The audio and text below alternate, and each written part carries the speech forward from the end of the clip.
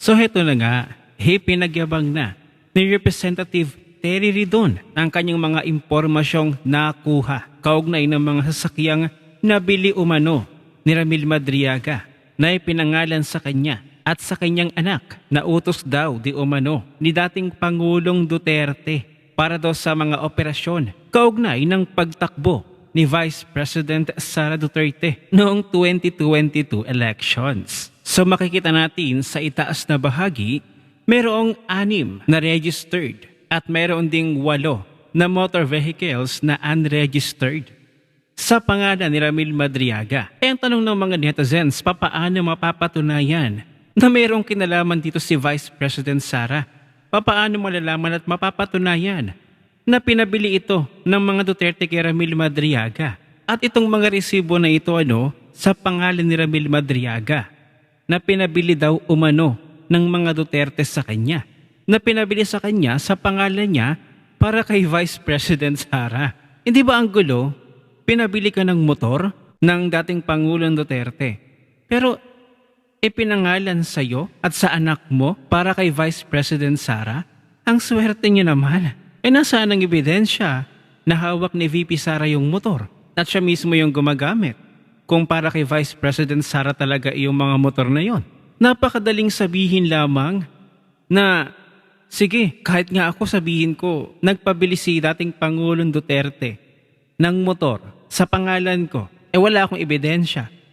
Hindi ba? Napakabilis lang sabihin. So dapat, kung mabilis mong sabihin yung mga ganung bagay, may pruweba ka.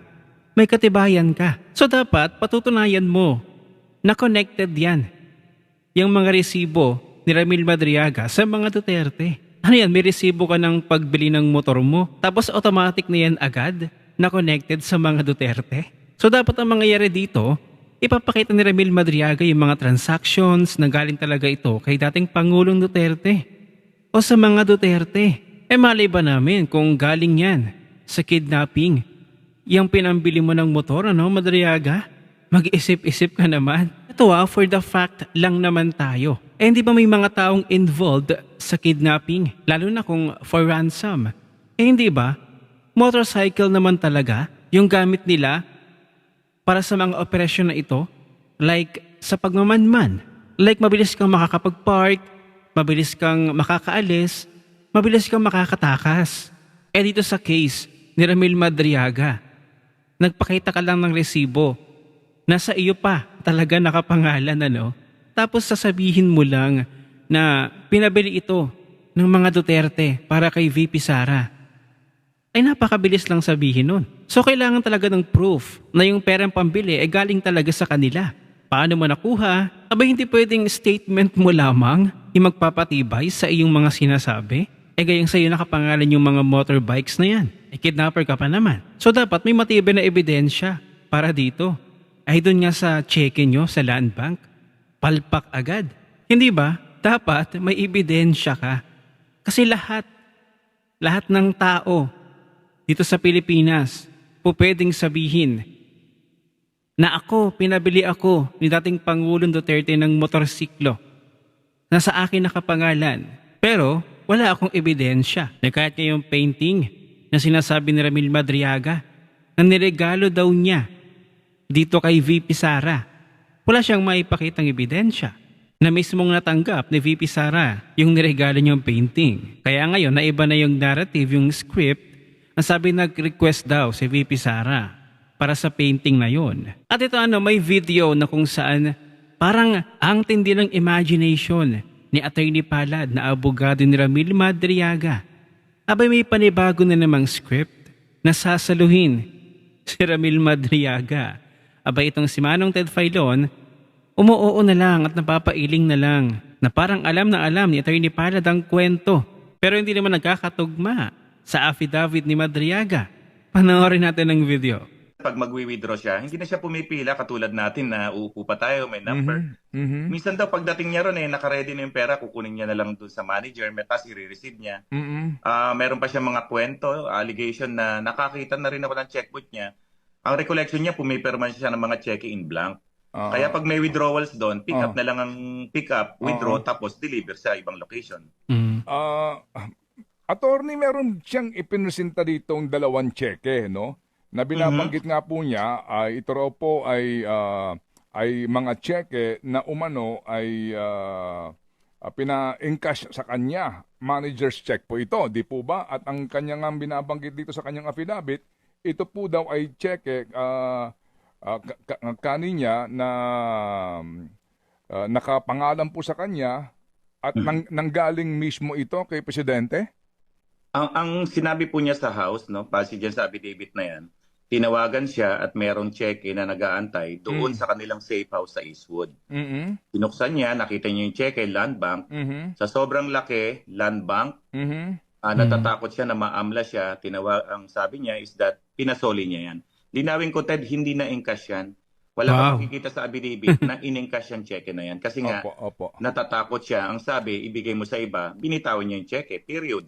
Kung saan nanggaling yan, ano ang circumstances, sino ang nag-issue, purpose, wala ko siyang alam yan. Pero yung kaninyo, ang instruction nanggaling kay dating Pangulong Duterte. Ang sabi is may cheque doon sa safe house, kunin mo. Siyempre, manager's check yan. Pwede mong i-deposit yan, pwede mong i-encash. Ang sabi niya, hindi ko in-encash yan kasi alam ko alanganin yan. Pero natakot din siya. Opo. So, pero ang tawag nanggaling kay dating Pangulong Duterte. Yes, yan ang sinabi niya sa akin. Opo. Pero doon sa affidavit niya, wala siyang binanggit doon na more or less anong panahon, anong petsa yung tawag na yun. Yes po, tama po. Wala ho sa affidavit. Masyado na matagal din yan kung tutuusin, di ho ba? Pero kasi Ted, umatras tayo na na-detain siya, na-issue siya ng warrant of arrest. Yung kidnapping kasi nangyari sometime June 2022, nag-conduct ng preliminary investigation, nasampahan lang siya ng kaso July 2023. So yung mga time na yan, nasa labas pa siya siguro ng period na yan. Yun nga po. Kasi ang petsa ng cheque na binabanggit niya ay April 18, 2023. Which is panahon na ni BBM. Correct? Of course. Oo. So, well, hindi na sabi ko nga, paano, ito lang po, just trying to establish the credibility of your client. Paano kami maniniwala na ang dating Pangulong Duterte, ng panahong iyon, tatawag pa sa kanya para lamang sabihin, kunin mo sa safe house yung checking ito at yung petsa po, hindi na siya wala na siya sa pwesto. Sa matter of fact, that time, ang binabanggit nga, nagre-relax na lang ang presidente, ng dating presidente. Well, ang makakasagot niyan si former president. Ang sinasabi lang ni Ramil, may pinadala sa kanyang cheque. Whether or not it was prepared by some other people, kung paano siya na ginawa, kung genuine yan or peke yan, hindi niya masasagot yan. Never niyong inattempt na i-encash yung cheque na yan. Wow, di ba? Si Attorney Palad na, yung nagkukwento sa affidavit ni Ramil Madriaga, kaya pala hindi iimbitahan si Madriaga sa susunod na hearing kasi takot na silang magkamali pa itong si Ramil Madriaga at mukhang ni-rehearse, mukhang inaral ni Attorney Palad itong script na ito, itong kwento na ito, no? Abay talagang parang mas kabisado pa ni Attorney Palad yung affidavit na iyon. At saka, sinong kidnapper ang matatakot mag-encash? Ang logic, ano? Kaya ka nga kidnapper humingi ka ng ransom, tapos matatakot ka, hindi ka na lang sana naging kidnapper. Tapos patungkol sa hindi na encash na cheque, tinanong ka, Attorney Palad ni Manong Ted. Hindi ka makasagot, anong sabi mo? Si dating Pangulong Duterte ang makakasagot noon patungkol doon. Bakit siya ang sasagot? Kayo nga yung naglabas ng cheque na yan. So dapat kayo yung sasagot sa issue na ito. Kayo yung magpapatunay. Hindi yung inaakusahan ninyo. Grabe. Abogado pa man din itong si Attorney Palad, Sayang. Abogado na nasisilip ngayon ng taong bayan yung kredibilidad ni Attorney Palad. Pero itong pagkukwento ni Attorney Palad, gumagamit siya ng word na daw, kwento ni kwento ganto, may aligasyon. Hindi ba dapat solid evidence yung inyong mga sinasabi? Kasi sa pagpapaliwanag ni Attorney Palad, parang kwento lang talaga. Parang script lang talaga. Pero ayun nga, yung bank branch na kung saan galing yung cheque na yun, ay wala naman talagang branch doon sa DHSUD, sa Diliman. Walang branch. ATM lang daw ang mayroon doon. So paano nangyari yon? So doon pa lang, ligwak na yung kanilang script. Hindi pinag-isipan. Tapos sasabihin nyo pa, ang tanging makakasagot lamang dating Pangulong Duterte. Kaya nga sinasabi nyo yun kasi hindi nyo masasagot kasi wala kayong isasagot kasi script lang yung inyong testimonya. So naniniwala ba kayo na yung mga motorbikes na binili ni Madriaga na sa pangalan niya, nakapangalan, ay pinabili daw ng dating Pangulong Duterte para kay VP Sara? Abay, ishare mo na ang video na ito. Mag-iwan ng comment at like dyan sa ibaba at magkita-kita ulit tayo sa susunod na video.